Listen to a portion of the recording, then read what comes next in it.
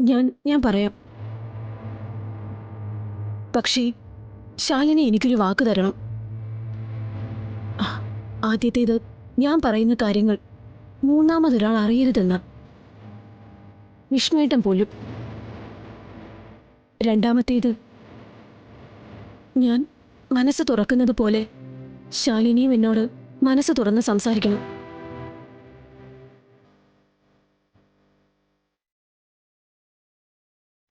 വാക്കുതാ.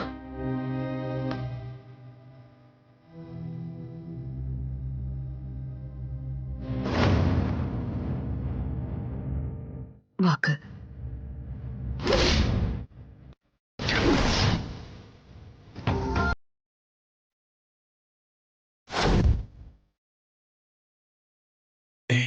കാർത്തിക,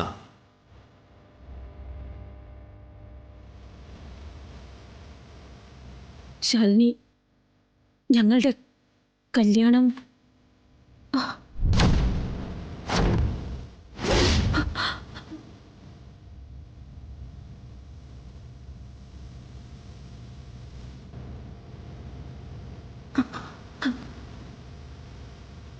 എന്താ കാർത്തികേ?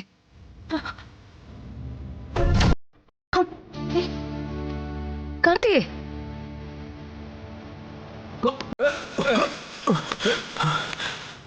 എങ്ങോട്ടാണ് അതിന്റെ പാച്ചില്?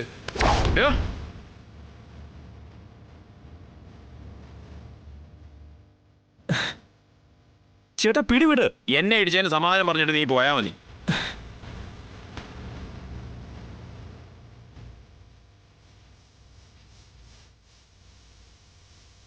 ചേട്ടാ അറിഞ്ഞോണ്ടല്ലോ. അത് ശരിയാ, എങ്കിൽ സോറി പറയടാ. പറയാം ചേട്ടാ, എന്നെ ഒന്ന് വിട്ടാ മതി. പറയേ. സോറി. അങ്ങനെ പറയേ.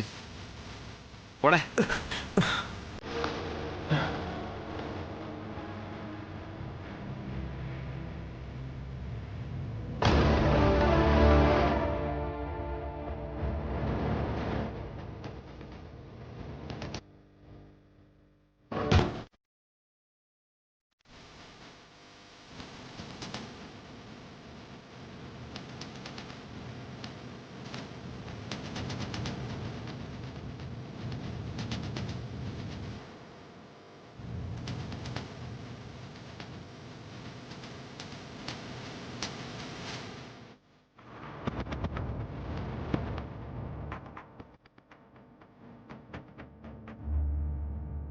ഈശ്വര, ജയൻ ശാലിനിയുടെ അടുത്തേക്കാണല്ലോ പോകുന്നത്. അവർ തമ്മിൽ കണ്ടാൽ.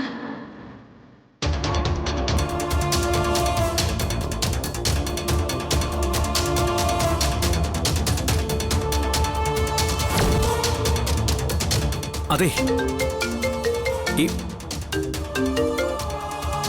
അമ്മേ, ഞാൻ അമ്പലത്തിലാ. ഞാൻ എന്താ വരുവാ അമ്മേ.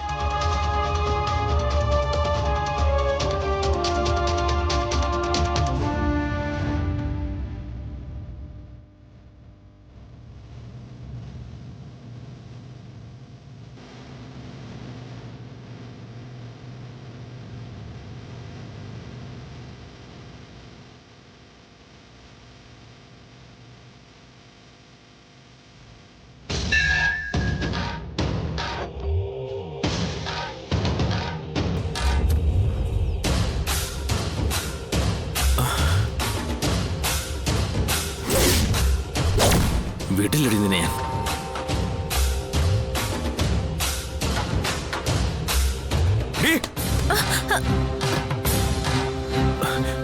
അയ്യോ അയ്യോ എന്താ ഇവിടെ? ചേട്ടാ, ഇയാൾ എന്നെ കയറി പിടിച്ചു ചേട്ടാ. അയ്യോ ചേട്ടാ, വീട്ടിലിടാ തന്നെ ഞാൻ. ചേട്ടാ ഒന്നും ചെയ്യില്ല ചേട്ടാ. എന്നെ ഇടിച്ചിട്ടത് പോരാ, എന്റെ ഭാര്യയെ കയറി പിടിക്കുന്നു. ചേട്ടാ അറിയാതെ പറ്റിപ്പോയതാ. നിന്നെ അറിയിച്ചു തരാം. അവിടെ ഇങ്ങോട്ട് നടക്കും. നിന്റെ വെള്ളത്തിൽ ഞാൻ മാറ്റി തരാം. ചേട്ടാ ഇങ്ങോട്ട് വാടാ. വിടി ചേട്ടാ.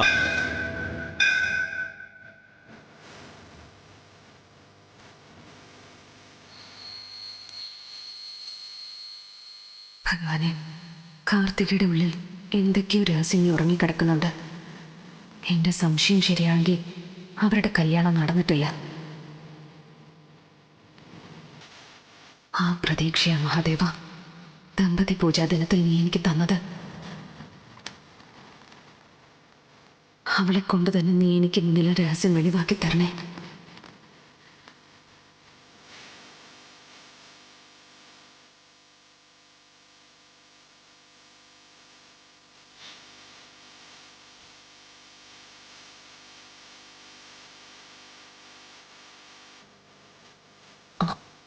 എന്താ മോളെ, മനമുരുകിയുള്ള പ്രാർത്ഥനയാണല്ലോ. എല്ലാം കൈവിട്ടവർക്ക് അവസാന അഭയം ദൈവമാണല്ലോ തിരുമേനി. കൈവിട്ടെന്നും നഷ്ടപ്പെട്ടു എന്നൊക്കെ ആര് പറഞ്ഞു? എല്ലാം മടക്കി തരാൻ ശക്തിയുള്ളതാണല്ലേ മഹാദേവൻ. പോരെങ്കിൽ ദമ്പതി പൂജാ ദിവസം മഹാദേവന്റെ അടുത്തെത്തുന്ന പ്രാർത്ഥനകൾ അവിടുന്ന് തള്ളില്ല.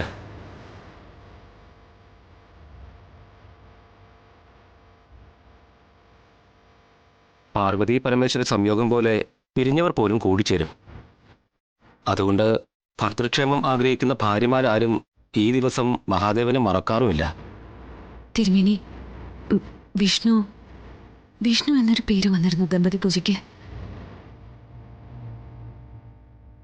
വിഷ്ണു? ഇല്ല, കുട്ടിയല്ലാതെ വേറെ ആരും അങ്ങനൊരു പേര് തന്നിട്ടില്ല.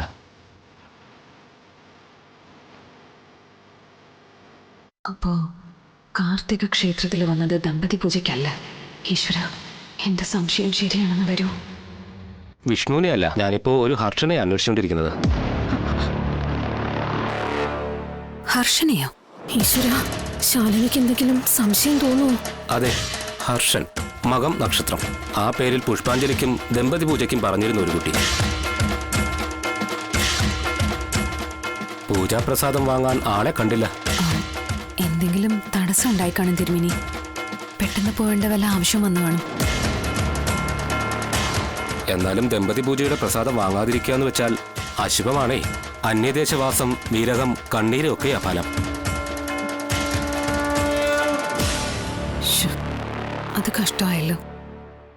ഈ ക്ഷേത്രത്തില് ചിട്ടവട്ടങ്ങളെ കുറിച്ചൊന്നും അറിയാത്ത ഒരാളായിരിക്കും ആ കുട്ടി.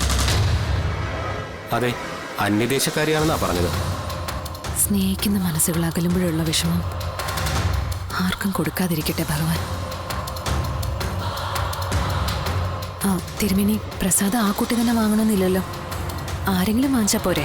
ആരായാലും വേണ്ടില്ല, ക്ഷേത്രത്തിൽ വെക്കുന്നത് നിഷിദ്ധം. ഇനി തന്നേക്ക് തിരുമേനി, ഞാൻ വാങ്ങിക്കൊള്ളാം. സ്നേഹിക്കുന്ന ആ ഹൃദയങ്ങൾ തമ്മിൽ അകലണ്ട.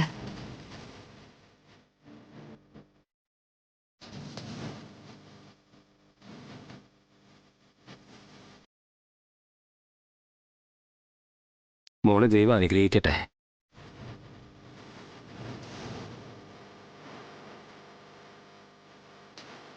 ഭഗവാനെ, ഹർഷനെയും അയാളെ സ്നേഹിക്കുന്ന പെൺകുട്ടിയും തമ്മിൽ അകറ്റല്ലേ നീ. അവർക്ക് വിരഹവും സങ്കടവും കണ്ണീരുമല്ല, എക്കാലവും ആയുരാരോഗ്യ സൗഖ്യത്തിലും സമ്പൽ സമൃദ്ധിയിലും ഒന്നിച്ച് ജീവിക്കാനുള്ള അനുഗ്രഹം നൽകണം. ഇത്രയും നല്ല മനസ്സുള്ള നിന്നെ ഞാൻ സങ്കടപ്പെടുത്തില്ല ശാലിനി. എത്രയും പെട്ടെന്ന് നിന്റെ വിഷ്ണുവേട്ടനെ ഞാൻ നിനക്ക് മടക്കി തരും. ഇത് സത്യം.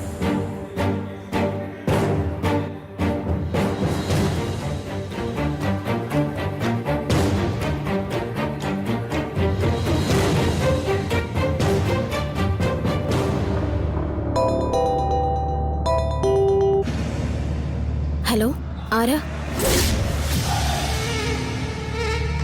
ഞാൻ മധുശ്രീയാ കാർത്തികേ. നമ്മൾ ഇന്നലെ പരിചയപ്പെട്ടില്ലേ? ഇത്ര പെട്ടെന്ന് മറന്നുപോയോ എന്നെ? മറന്നതല്ല, എനിക്ക് ഓർമ്മയുണ്ട്. ഞാൻ ഇന്നലെ പറഞ്ഞില്ലേ, കാർത്തികയുമായി ഏതോ ഒരു ജന്മാന്തര ബന്ധം പോലെ. സംസാരിച്ച് തീർന്നില്ല എന്നൊരു തോന്നൽ, അതാ വിളിച്ചത്. മധുശ്രീ ഒരു ആപത്താണ്. അവളുടെ മുഖത്ത് തന്നെ അത് എഴുതി വച്ചിട്ടുണ്ട്. അവളുമായി കൂടുതൽ അടുക്കുന്നത് എന്റെ കള്ളി വെളിച്ചത്താക്കും. വിഷ്ണുവേട്ടനെ കല്യാണം കഴിക്കാൻ വേണ്ടി നടന്നിരുന്നതല്ലേ അവൾ. എന്റെ നന്മയ്ക്കാവില്ല അവൾ എന്നോട് അടുക്കാൻ ശ്രമിക്കുന്നത്. കാർത്തിക എന്താ ഒന്നും മിണ്ടാത്തത്? ഞാനിവിടെ അല്പം തിരക്കിലായിരുന്നു മധുശ്രീ. ഓ, മൊബൈലിൽ സംസാരിക്കാൻ പോലും സമയമില്ലാത്ത അത്ര തിരക്കാ. എന്നാൽ കാർത്തികയുടെ തിരക്കൊക്കെ തീർക്കാൻ പറ്റുന്നൊരു കുഞ്ഞു മാജിക്ക് കാണിച്ചു തരട്ടെ ഞാൻ. കാർത്തിക, ഞാൻ പറയുന്നിടത്ത് വരും. ഇപ്പോ ഈ നിമിഷം. എന്താ മധുശ്രീ ഒരു ഭീഷണിയുടെ സ്വരം? ഭീഷണി ഒന്നും അല്ല കാർത്തികേ. ചെറിയൊരു വിശേഷം പറയാനാ ഞാൻ ഫോൺ ചെയ്തത്. ഞാനേ ഇപ്പൊ ഇവിടെ ഒരു ചെറുപ്പക്കാരനെ കണ്ടു. അയാളെ ഒരു പെൺകുട്ടിയെ തിരഞ്ഞു നടക്കുകയാ. ആ പയ്യന്റെ പേര് ജയശങ്കർ. നിശ്ചയ ചടങ്ങിന്ന് അവനെ കബളിപ്പിച്ചു മുങ്ങിയ പെൺകുട്ടിയുടെ ഫോട്ടോ അവൻ എന്നെ കാണിച്ചു. ആ പെൺകുട്ടിക്ക് കാർത്തികയുടെ മുഖഛായ ഉണ്ടോന്നൊരു സംശയം.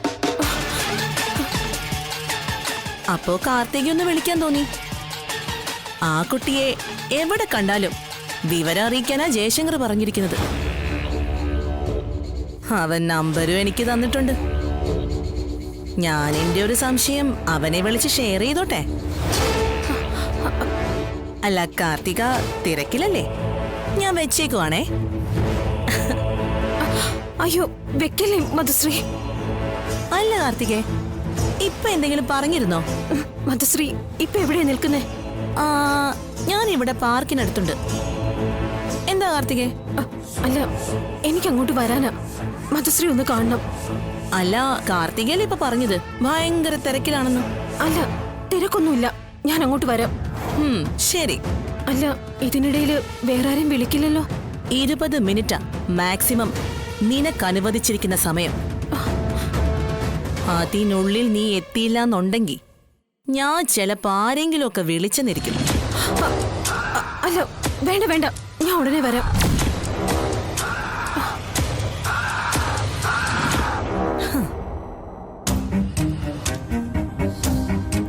ഒരു ദിവസമെങ്കിൽ ഒരു ദിവസം സത്യഭാമയുടെ തോളത്തിരുന്നോണ്ട് എന്റെ തലേ ചവിട്ടിയവളല്ലേടി നീ.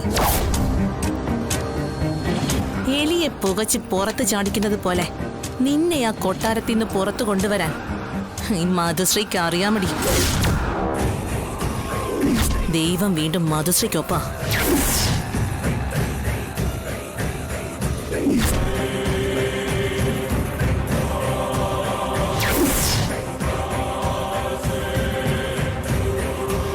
മധുശ്രീക്ക് എങ്ങനെയാ ജയശങ്കറിനെ അറിയാം. അയാളെ കല്യാണം കഴിക്കാനിരുന്ന പെണ്ണ് കാർത്തികേയൻ അവളുടെ അച്ഛനമ്മമാരെ അറിയാം. അയാള് കല്യാണം കഴിക്കാനിരുന്ന പെണ്ണ് കാർത്തിക കല്യാണ നിശ്ചയ ചടങ്ങിന്ന് ചാടിപ്പോന്നതാന്നും അറിയാം. അല്ല കാർത്തികേ, എല്ലാം അറിയാൻ പറഞ്ഞിട്ടും എനിക്കൊരു സംശയം മാത്രം ബാക്കി. ഇത്രയും ബന്ധുക്കൾ ഉണ്ടായിട്ട് നീ എന്തിനാ അനാഥയാണെന്ന് കള്ളം പറഞ്ഞത്? നിനക്കറിയില്ലാത്ത വേറൊരു കാര്യം കൂടി ഞാൻ പറയാം. ഈ സത്യമ്മ എന്തും ക്ഷമിക്കും. പക്ഷേ കള്ളം പറയുന്നതും ചതിക്കുന്നതും മാത്രം അവർ ക്ഷമിക്കില്ല. സത്യമ്മയുടെ റൂമില് ഡ്രോയറിലൊരു പിസ്റ്റൾ ഇരിപ്പുണ്ട്.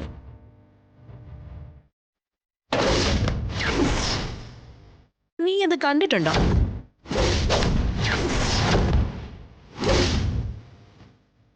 ആ പിസ്റ്റലിന് ഒരുപാട് കഥകൾ പറയാനുണ്ട്.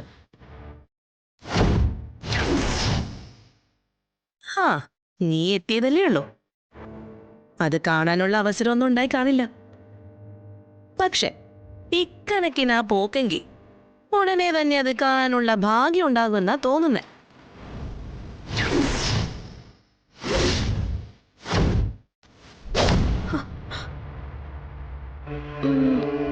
ഒരു കാര്യം ചെയ്യാം, ഞാൻ സത്യാമ്മയൊന്ന് വിളിക്കാം. അപ്പൊ ചിലപ്പോ സത്യാമ്മ നിനക്ക് പിസ്റ്റൾ കാണിച്ചേക്കും.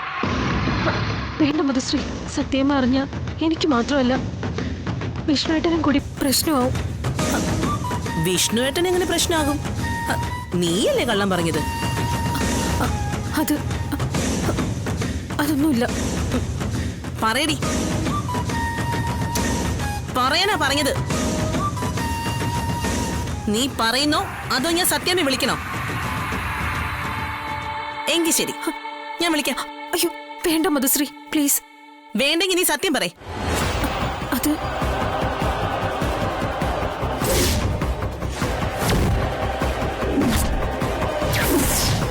ഒന്ന് പെട്ടെന്നായിക്കോട്ടെ, ഞാനവിടെ വെയിറ്റിംഗാ.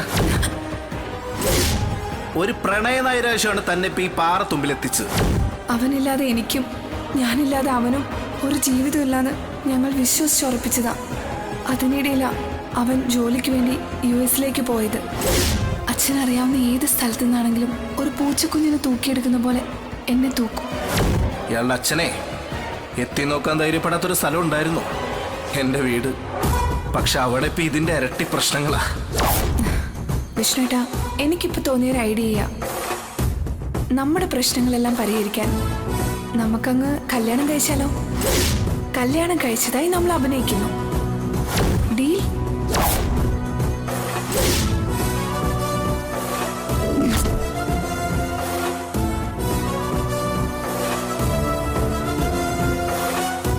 ഇതാണ് ഉണ്ടായത്.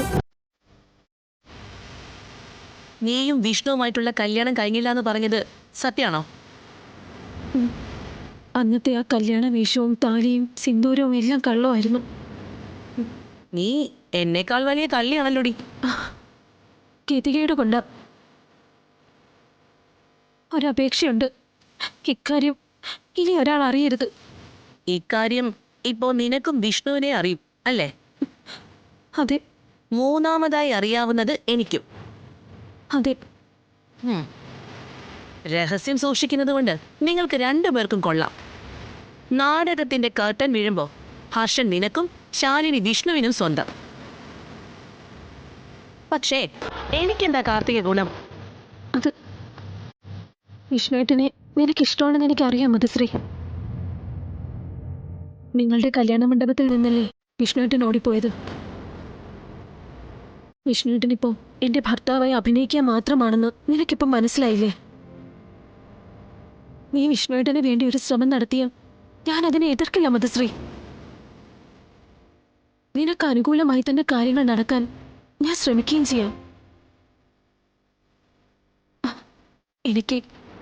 എനിക്ക് എന്റെ ഹർഷനോടൊപ്പമുള്ള ജീവിതം മാത്രം മതി. ഛേ,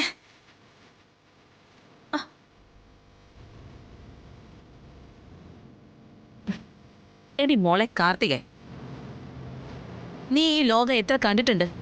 അല്ലെങ്കിൽ എത്ര ദൂരം സഞ്ചരിച്ചിട്ടുണ്ട് ഈ കാലത്തിനകം?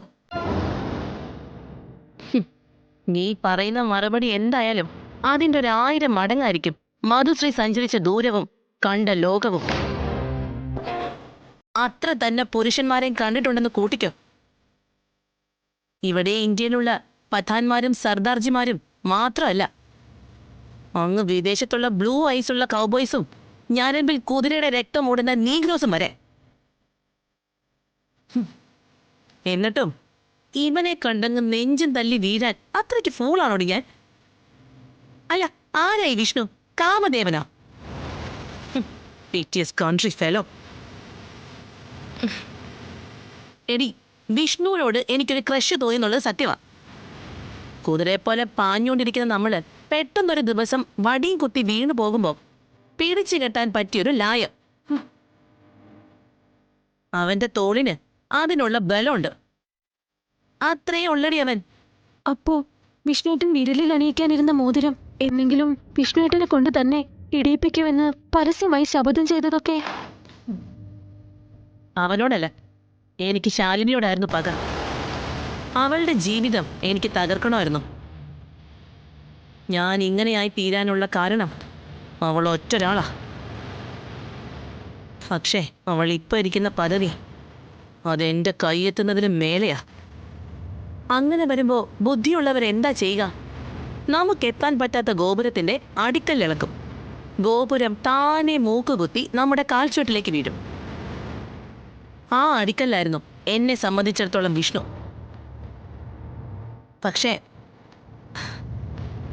പക്ഷേ അതിനിടയിലേക്കാണ് നീ കയറി വന്നത്.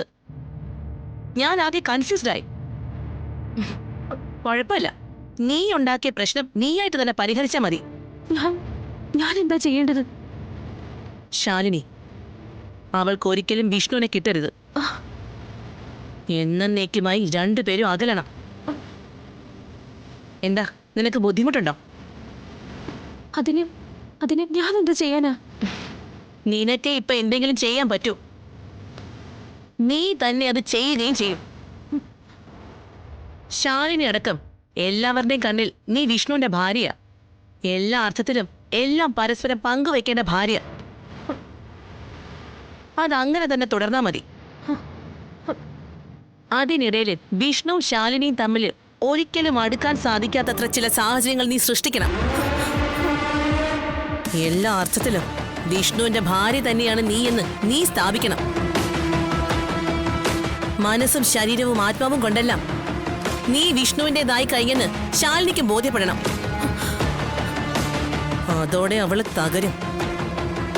ജീവനും ജീവിതവും എല്ലാം വെറുത്ത് ഏതെങ്കിലും കുളത്തിലോ കായലിലോ റെയിൽവേ ട്രാക്കിലോ തീരണം. ശാലിനി വിഷ്ണു IASന്റെ പടയോട്ടം.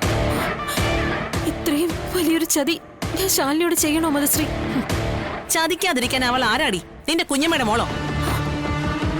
വിഷ്ണു വർണ്ണിച്ച് പൊലിപ്പിച്ച ശാലിനി എന്ന വിഗ്രഹത്തെ പറ്റി മാത്രമല്ലേ നിനക്കറിയൂ? ഈ IAS പട്ടമൊക്കെ കിട്ടുന്നതിന് മുൻപ് ഞാൻ അറിയുന്ന ശാലിനി എന്റെ ജീവിതം തകർത്തവളാ. എന്റെ കഥയിലെ വില്ലത്തി. ഇനി നിനക്ക് ശാലിനിയെ ചതിക്കാൻ ബുദ്ധിമുട്ടാണെങ്കിൽ വേണ്ട, ആരും ആരെയും ചതിക്കണ്ട. ഈ ലോകം സമത്വവും സുന്ദരവും സത്യമുള്ളതാവട്ടെ. നീ ഇപ്പൊ ചെയ്തുകൊണ്ടിരിക്കുന്ന ചതി ഞാൻ സത്യാമ്മയെ അറിയിക്കാം. മധുശ്രീ, ഒരൊറ്റ ഫോൺ കോളിന്റെ കാര്യമേ ഉള്ളൂ. സത്യാമ്മ തന്നെ നിന്റെ വീട്ടുകാരെയും ജയശങ്കറിനെയും ഒക്കെ വിളിച്ചോളും. സത്യാമ്മയുടെ വീട്ടുമുറ്റത്ത് വെച്ച് തന്നെ നിന്റെ അവന്റെ കല്യാണം നടത്തിക്കൊള്ളും. മധുശ്രീ, വേണ്ട, പ്ലീസ് ചതിക്കരുത്. നീ ഇപ്പൊ ഉപയോഗിച്ച വാക്കേതാ? ചതി അല്ലേ? ആരെങ്കിലും ചതിച്ചേ പറ്റുള്ളൂ കാർത്തികേ. ഈ ലോകത്തിന്റെ നിലനിൽപ്പ് തന്നെ വലിയൊരു ചതിയില്ല. എന്ത് വേണമെന്ന് നീ തന്നെ തീരുമാനിക്കേ. ഞാൻ എന്ത് വേണമെങ്കിലും ചെയ്യാം.